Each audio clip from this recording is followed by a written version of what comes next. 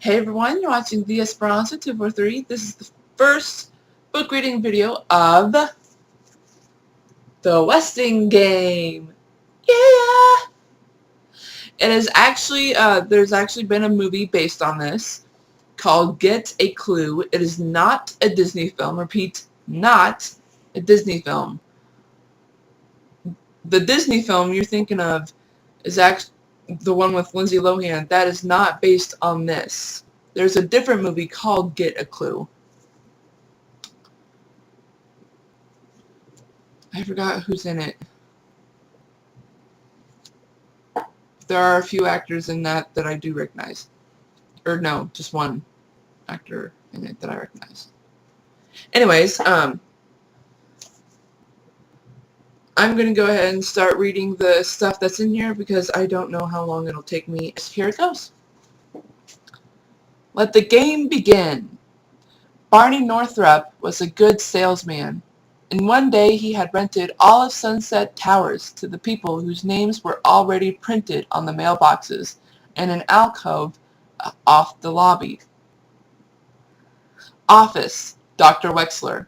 Lobby, Theodorakis Coffee Shop. 2C, F. Bombach. 2D, Theodorakis. 3C, S. Pulaski. 3D, Wexler. 4C, Who. 4D, J.J. Ford. 5, Shinho's, oh, that's how it's pronounced, Ho, not Who. Shinho's Restaurant. H-O-O. Sorry, that's how it's spelled.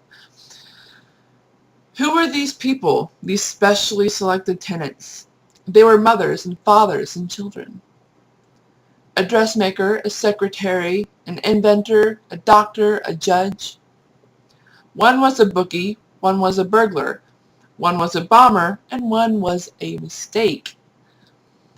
Barney Northrop had rented one of the apartments to the wrong person. Sunset Towers was a quiet, well-run building. Neighbor greeted neighbor with good morning or a friendly smile, and grappled with small problems behind closed doors. The big problems were yet to come.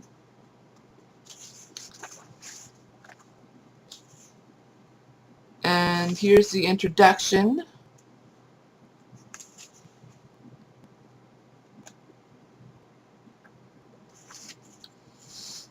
The introduction is by Ann Durell from New York City.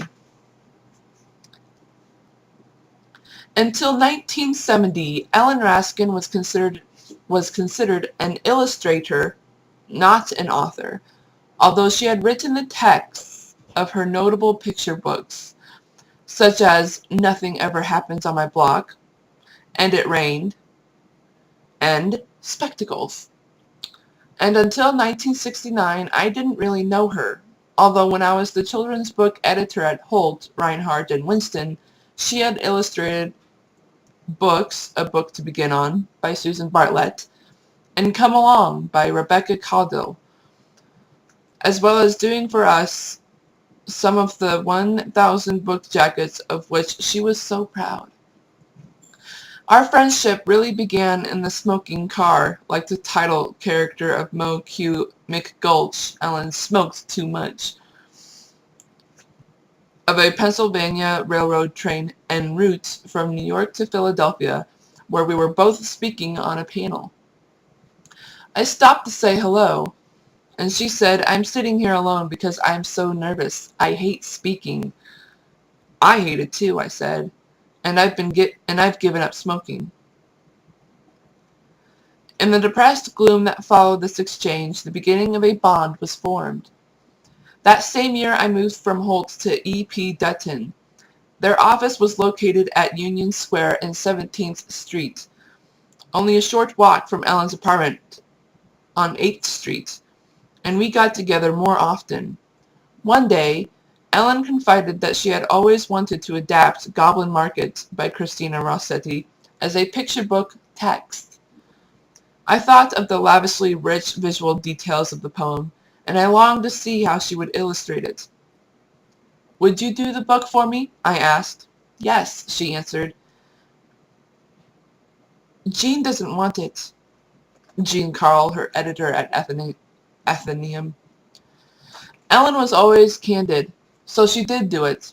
Her first book for Detton. One of her exquisitely intricate paintings for that book now hangs on my wall. We often talked about our lives, and I particularly loved stories about her family and how she and her parents and sister drove around the country during the Great Depression so her father could look for work, an epic safari that took them from Milwaukee to California. Whew, "You should write a book about growing up in the Depression," I told her. And she did. But it was not exactly the semi-autobiographical young adult novel I had in mind. Instead, about a year later, she showed up in my office with the manuscript of The Mysterious Disappearance of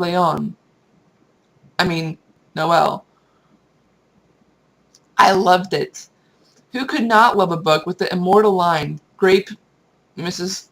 Carillon"? But it was not about the Great Depression. Or was it? Ellen went on to write Figs and Phantoms, a many-layered, intricately plotted, and deeply touching book. And then her delicious tribute to Sherlock Holmes, The Tattooed Potato, and Other Clues. By this time, she had moved from 8th Street, and the book was set in her new home at 12 Gay Street in New York's Greenwich Village, a charming 19th century brick house that Ellen and her husband, Dennis Flanagan, the editor of Scientific American, shared with Ellen's daughter Susan and her husband. In the book, Ellen described the house with an artist's visual detail, especially the way light flooded the studio from a huge skylight high in the roof.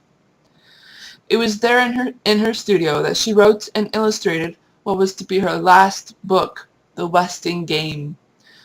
As always, I didn't know what it would be about, because Ellen didn't know herself.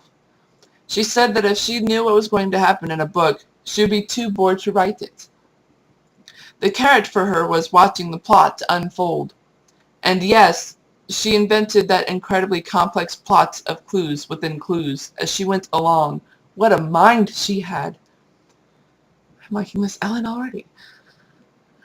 Mine was really put to the test in trying to keep it all straight in order to double-check her. She relied on me to do that and to tell her when her writing was too adult. She said with her usual candor that she didn't know what children's books were like. She read only adult ones. But I never even tried to edit her for children. She was too wise, too funny, too ingenious, and therefore unique, to tamper within that way. She said that she wrote for the child in herself, but for once I think she was wrong. I think she wrote for the adult in children. She never disrespected them or wrote down because she didn't know how. Much has been written about Ellen's many-faceted persona. Financial wizard who made a solid piece of capital on the stock market. Serious book collector, musician who set William Blake's poetry to music she wrote herself, and who loved Schubert with a passionate reverence. But above all, she was brave. Oh, she loved the chutzpah of New Yorkers because she had it too. When she was asked to read aloud an excerpt from The Westing Game on a program at the New York Public Library, she chose chapter 14, including the part where Theo sings the third verse of America the Beautiful to Angela. She rehearsed by singing it out loud on the subway, figuring that if she could sing it there, she could certainly perform it before a friendly audience of librarians. She could, and did. As I said, Ellen and I were bonded friends. As my friend, she told me about the illness that was true test of her bravery. It was a disease of the connective tissues that caused her great pain. When it was in remission, when it was in remission, she was full of energy and went full tilt, working on her many interests, including a huge vegetable garden at their cottage on the Long Island shore.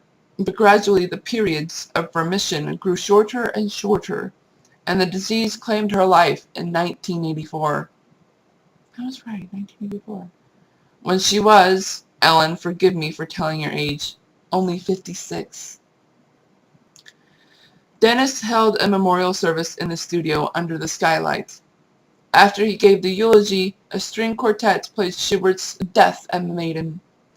I still cannot hear that music without a stab of pain.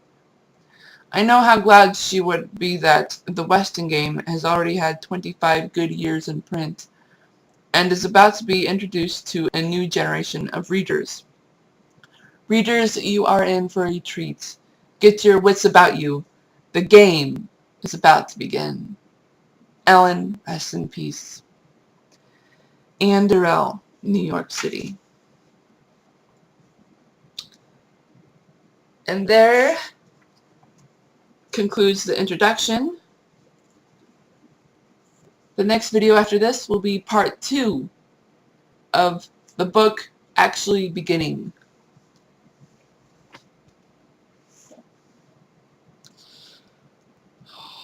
This is so exciting. I do hope you guys enjoy this.